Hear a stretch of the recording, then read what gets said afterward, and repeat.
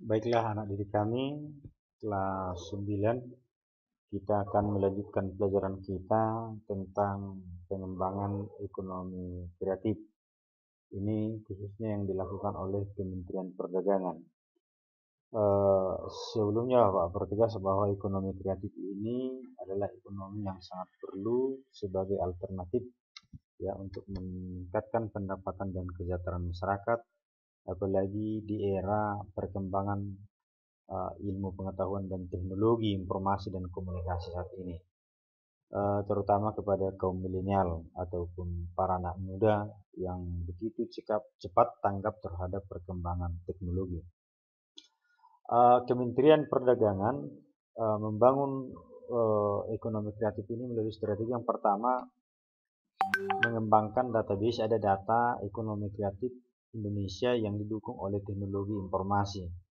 Jadi ada pendataan tentang potensi ekonomi kreatif yang ada di persada Nusantara itu perlu ya data itu ya. Kemudian meningkatkan penggunaan teknologi melalui program kemitraan ya. Jadi teknologi seperti yang Bapak katakan ini yang menjadi pendorong ataupun pemicu berkembangnya ekonomi kreatif ini. Kita umpamakan bagi seorang eksportir maupun importir harus bisa ya menggunakan teknologi untuk memperlancar usaha ekspornya, perdagangannya ke luar negeri maupun dari luar negeri ke dalam negeri. Peluang pasar juga ya harus dilihat melalui teknologi ini. Kemudian Kementerian Perdagangan juga membuat pekan produk kreatif Indonesia ya. Jadi ada wahana ya seperti yang wahana kreatif. Jadi ada pekannya, ada semacam pasarnya gitu ya. Kemudian festival ekonomi kreatif, kemudian peningkatan jangkauan dan efektivitas pemasaran ya. Ini bisa sampai ke luar negeri, bisa melalui promosi, iklan, dan difasilitasi oleh pemerintah.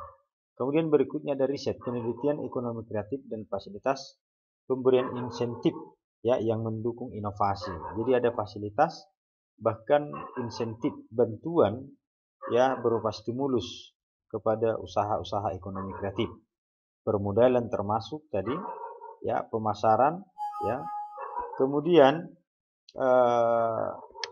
fasilitasi kegiatan yang mendorong lahirnya insan kreatif dan entrepreneur kreatif baru ya difasilitasi ya, permodalan ya, kemudian pelatihan, bahkan jangkauan pemasarannya. Kemudian penciptaan identitas lokal daerah tingkat kabupaten, provinsi, dan identitas nasional. Jadi ekonomi kreatif ini potensi-potensi yang ada di daerah termasuk kearifan-kearifan lokal yang dikembangkan, dikreasi, diinovasi itu menjadi identitas ataupun ciri. Dan itu harus didaftarkan ke Indonesia namanya hak kekayaan intelektual seperti batik ya, bahkan sampai ke UNESCO ya. Jadi itu upaya-upaya pengembangan ekonomi kreatif oleh Kementerian Perdagangan. Baik anak didik kami, aktivitas individu, silakan dijawab pertanyaan berikut. Apa yang harus dimiliki seorang pengusaha agar produksi yang dihasilkan disukai masyarakat? Ya. Kemudian mana yang lebih dibutuhkan, ini agak menarik ini.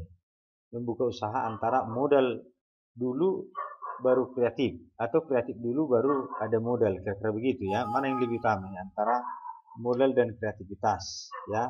Silahkan dikerjakan 4 soal ini. Terima kasih, mudah-mudahan bisa dipahami dan dikerjakan.